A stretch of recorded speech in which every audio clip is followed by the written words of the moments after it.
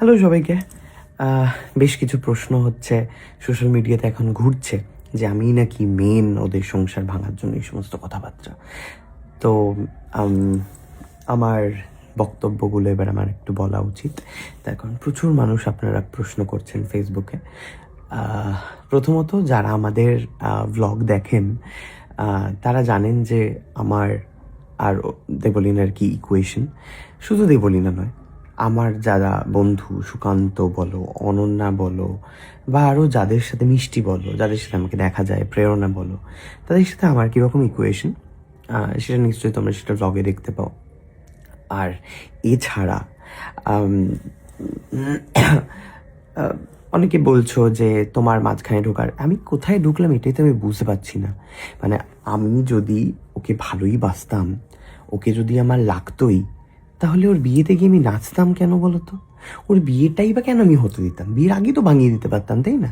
বিয়ের আগে ভাঙিয়ে দিয়ে পালিয়ে যেতে পারতাম যদি বাড়িতে জানানোর অসুবিধা থাকতো।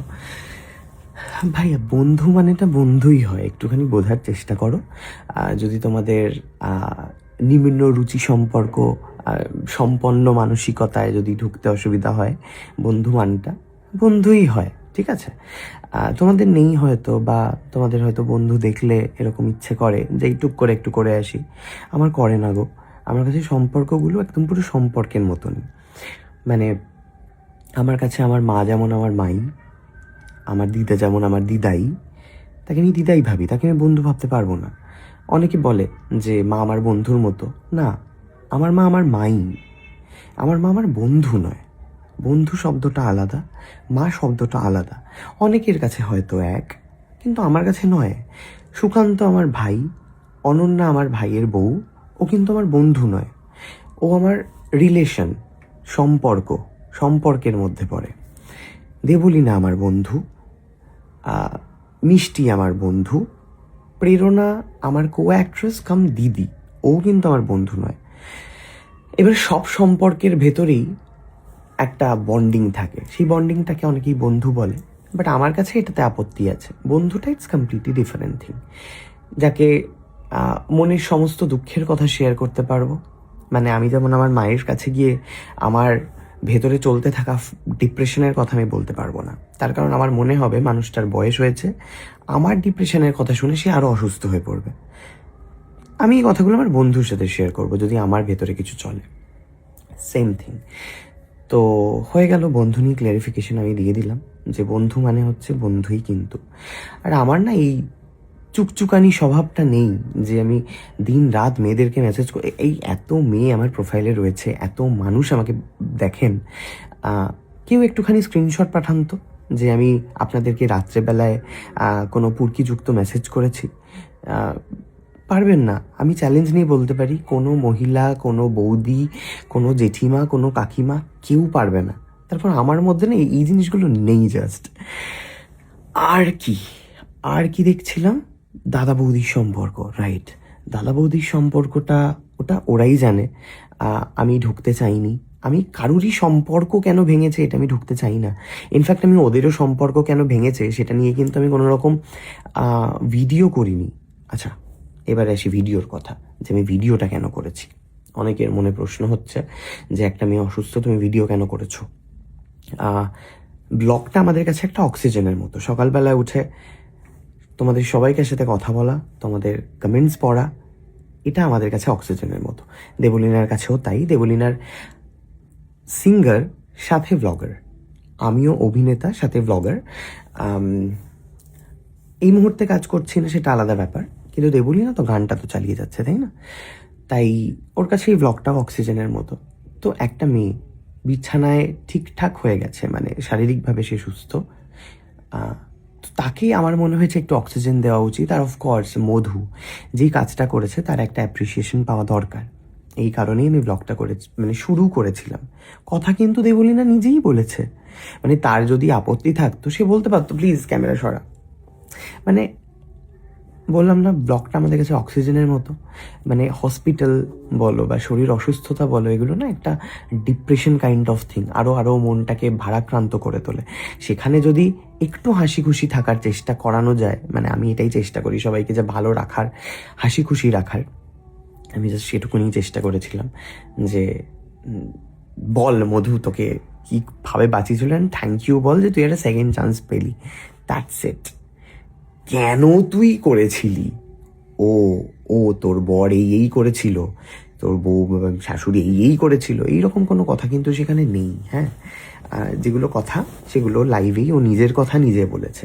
আমি ওর কথা রেস্ট টেনে কোনো কথা বলিনি, তার কারণ ওটা তার পার্সোনাল ব্যাপার, সে কি বলবে। আমি আমার বন্ধুকে ভালো রাখতে চেয়েছি, সে যাতে মেন্টালি ভালো থাকে, সে যাতে ডিপ্রেস না ফিল করে, এটাই জাস্ট এইটুকুনি। আর বরঞ্চ ভিডিও তো প্রচুর মানুষ যারা চেনেও না দেবলীনাকে মানে পার্সোনালি, তারা ভিডিও করেছে, মানে তাদেরকে তুমি বলতে পারো যে তারা হয়তো কন্টেন্ট বানিয়ে নিল। দেবলীনা এমনিই আমার প্রোফাইলে আসতো, কি কন্টেন্ট আমি বুঝতে পারছি, মানে এমনি ওকে দেখা যেত, আলাদা করে কন্টেন্ট বানিয়ে তোমাদের সামনে তুলে ধরবো এরকম কখনো মানে ইচ্ছা হয়নি বা প্রয়োজন পড়েনি জোর করে কাউকে কন্টেন্ট বানালাম। দেবলীনা আমার ব্লগের একজন মেম্বার, মানে ওকে দেখা যায় আর আমিও ওর ব্লগে থাকি, ইটস মিউচুয়াল থিং। যাই হোক, কিছু কিছু কথা আপনারা হয়তো আমাকে অনেকে মেসেজ করেছে, দাদা তুমি কেমন আছো, দাদা তোমাকে নিয়ে ট্রোল শুরু হয়েছে, দাদা তুমি নাকি ওর সম্পর্ক ভাঙার জন্য দেয়। আমার এগুলো কোনো এফেক্ট পড়ে না, তার কারণ হচ্ছে তখনই এফেক্ট পড়বে যখন তুমি জানবে যে হ্যাঁ এটা তো আমি করেছি, বাবা সবাই জেনে গেল, সর্বনাশ হয়ে গেল, তখন আমার একটু খারাপ লাগার চান্সেস রয়েছে। বাট যেটা আমি করিনি সেটা নিয়ে আমি ভেবে কি করবো বলো তো। তোমাদের মাথা থেকে বেরোনো দুটো কথা আমাকে হার্ট করতে পারে না। আমার একটা সুন্দর জীবন রয়েছে, আমার দুটো হাত পা রয়েছে, আমি মানসিকভাবে ঠিকঠাক, শারীরিকভাবেও ঠিকঠাক, তো আমার এই তোমাদের কথা আমাকে সেভাবে হার্ট করে না। আসলে কি করবে বলো তো, চেষ্টা করতে থাকো, বাট হার্ট হবো না, তার কারণ আমি তো সেরকম কিছু করি না। আমি আমার বন্ধুদের সম্পর্কের গণ্ডি কতটা, এগুলো আমি ভালোই বুঝতে পারি। সুতরাং আলাদা করে তোমাদের থেকে শুনে আমাকে আমার জীবনকে ধ্বংস করে দিতে হবে, এই ধরনের কোনো ইচ্ছা আমার হয় না। ঠিক আছে, বন্ধুটাকে বন্ধুদের চোখেই দেখো। তোমার কাছে হয়তো তোমার বাড়িতে যারা হয়তো বউ বা একটা বর রয়েছে থাকা সত্ত্বেও একটা বন্ধুর সাথে তোমার পুরকি বা চুকচুকানি চলতে পারে, আমার জীবনে এরকম কেউ নেই বা চলেও না, তোমার ইচ্ছেও করে না। যেদিন আমি প্রেম করব, যেদিন আমার জীবনে কাউকে পাবো, ডেফিনেটলি তোমাদের সবাইকার সামনে নিয়ে আসবো। সো যাই হোক, বাই, ভালো থেকো। ও আর একটা কথা তো বলাই হলো না, অনেকে বলছো এটা নাটক, পাবলিসিটি স্টান্ট। সেই রাতে ওদের ওপরে বা আমার ওপরে কি গেছে সেটা আমি জানি। আর দেবলীনা যথেষ্ট ফেমাস, আলাদা করে নাটক করে ভাইরাল হওয়ার কোনো দরকার ছিল না। তো ও সেলফ মেড, ওর যে গান গায় সেই গান কোনো রিয়েলিটি শোয়ের প্ল্যাটফর্ম থেকে পরিচিতি পেয়ে ও দাঁড়ায়নি, ও সেলফ মেড। সুতরাং আমার বন্ধুকে আলাদা করে ফেমাস হওয়ার দরকার নেই এইসব করে। তো সত্যিও মেন্টালি ডিসব্যালেন্সড এই মুহূর্তে।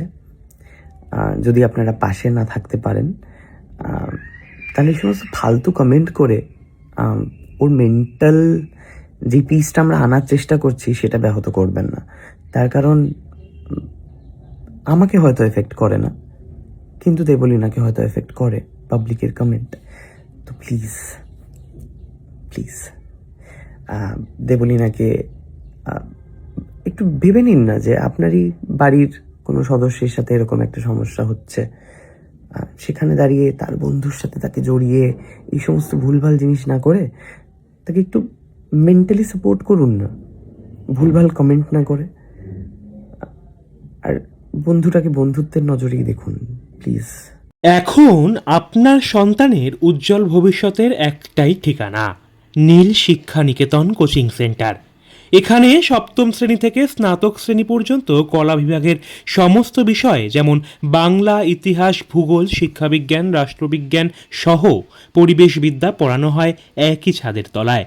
এবং এখানে নোট সহ টেক্সট বইও খুঁটিয়ে বিস্তারিত আলোচনা সহ সহযোগিতা সম্পূর্ণ পরিবেশে পড়ানো হয়। তার পাশাপাশি এমসিকিউ এবং বৃহৎ কোয়েশ্চেন ভিত্তিক মক টেস্ট নেওয়া এবং জিওগ্রাফি প্র্যাকটিক্যাল এবং অনলাইন ক্লাসেরও সুব্যবস্থা রয়েছে। তাছাড়া এখানে স্নাতক স্তরে নতুন সেমিস্টারের সাজেশন ভিত্তিক পড়াশোনাও হয়ে থাকে। 20 বছরের অভিজ্ঞতা সম্পন্ন প্রশিক্ষক চৈতালি চক্রবর্তী।